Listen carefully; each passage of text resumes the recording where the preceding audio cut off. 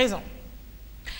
Lubumbashi abrite depuis ce lundi la 4e conférence des gouverneurs. Les travaux de 3 jours se déroulent dans un contexte particulier marqué par le passage de la configuration géographique administrative du pays de zone à 25 provinces plus la ville de Kinshasa. 3 points essentiels sont retenus à l'ordre du jour, à savoir l'état des lieux des 26 provinces, l'évaluation des recommandations de la 3e conférence tenue à Kananga, mais aussi celle du processus électoral. Et tout naturellement, la conférence des gouverneurs s'est invitée à la réunion de la Troïka stratégique présidée ce lundi à Lubumbashi par le Premier ministre. Les membres de cette structure du gouvernement ont fait un survol des contraintes liées à l'installation des nouvelles provinces dont la plupart connaissent un déficit important en infrastructure. Le récit est dans ce commentaire de Hermenio.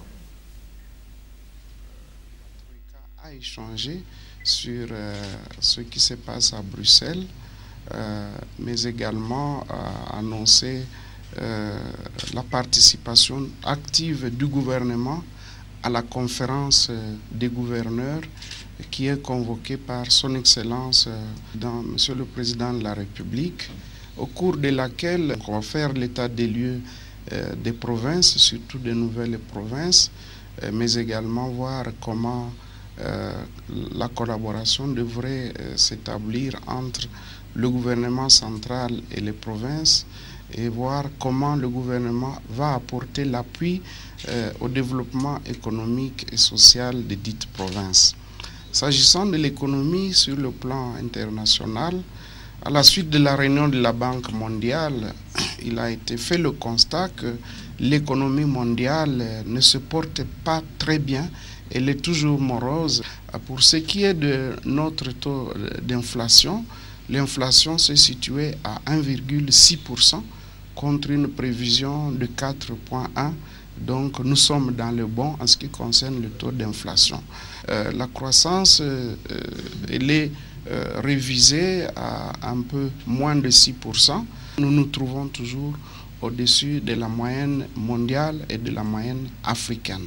Notez également que son Excellence, Monsieur le Premier ministre, a insisté sur la paye qui doit être régulière au niveau des provinces comme elle l'est au niveau national.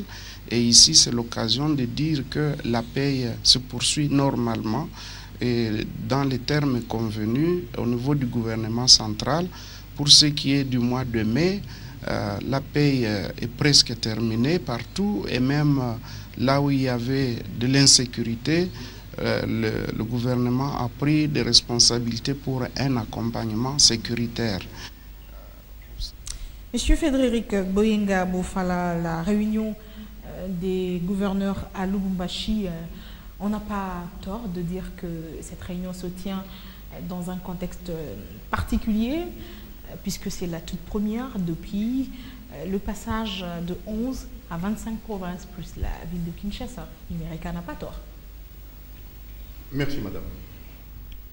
Vous savez, la décentralisation, c'est un mode de gestion du pouvoir de l'État.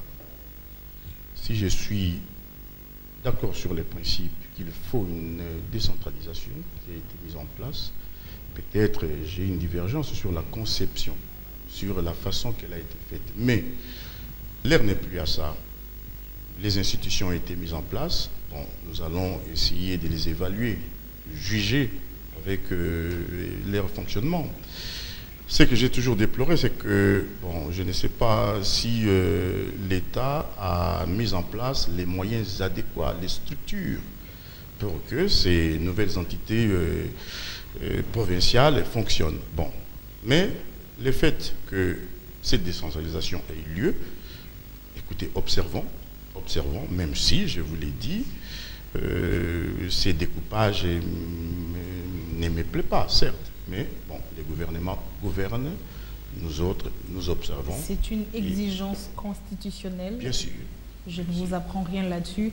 Mais alors que maintenant que ces provinces ont été finalement mises en place avec des gouverneurs élus et pour certaines provinces également, un gouvernement provinciaux, des gouvernements provinciaux ont été mis en place. Qu'est-ce qu'on peut attendre de ces administrations? Madame, lorsqu'on décentralise, c'est pour que les pouvoirs soient gérés au plus près de la population. Donc on quitte un système centralisé et tout est au centre du pouvoir. Maintenant, bon, on va vers la périphérie. La question n'est pas là. On ne peut pas décentraliser pour le plaisir de décentraliser. Il faut que ces entités décentralisées servent à quelque chose. J'espère que le gouvernement a des moyens, mettra les moyens nécessaires pour que cette décentralisation fonctionne. C'est vrai, c'est une exigence constitutionnelle. Mais moi, je me suis un peu opposé sur la façon des découpages. Mais ce n'est pas la question aujourd'hui. Je ne suis pas là aujourd'hui pour jeter de l'huile sur le feu. Le gouvernement est en train de travailler. J'ai contesté la conception de cette décentralisation. Mais maintenant, voyons où ça va nous amener. Tout ce que je demande, c'est que le gouvernement, dans ce temps de crise, qu'il essaie de trouver les moyens nécessaires pour que cette décentralisation fonctionne. On va juger sur l'expérience, les temps que ça prendra. Bon, mettons toutes nos énergies pour que les choses fonctionnent. On sait que la priorité des priorités, c'est les infrastructures, puisque un adage dit que là où passent les infrastructures, le développement passe aussi. Bien entendu, c'est pour cela. Moi, des fois, j'ai l'impression qu'on a mis un peu la charrue devant le bœuf. Parce que, qu'est-ce qui se passe? Vous décentralisez aujourd'hui. Madame, vous avez vu l'état de nos entités décentralisées. C'est vraiment un manque des infrastructures criantes. Bon, mais il faut toujours attendre pour commencer quelque chose? Non. Ils ont commencé. D'abord, il y a eu les élections des gouverneurs. C'est une bonne chose. Ça démontre que, bon, on commence à avoir goût de la démocratie élective. On commence à y avoir goût. Bon, maintenant, je pense qu'on aura le temps de mettre les moyens pour que ces entités fonctionnent. Moi, la question, c'est les moyens. C'est les moyens. On peut décentraliser. C'est vrai, je suis d'accord sur les principes. Je suis partisan. Mais maintenant, on ne doit pas rester là. Il faut que les gouvernements mettent les moyens pour qu'effectivement, cette décentralisation ait un impact sur la société congolaise. Que cette décentralisation ait un impact social.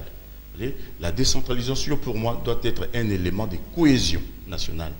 Déjà, à partir de ces structures infra-étatiques, que les gens sentent effectivement qu'il y a un pouvoir qui gère leurs affaires de manière locale.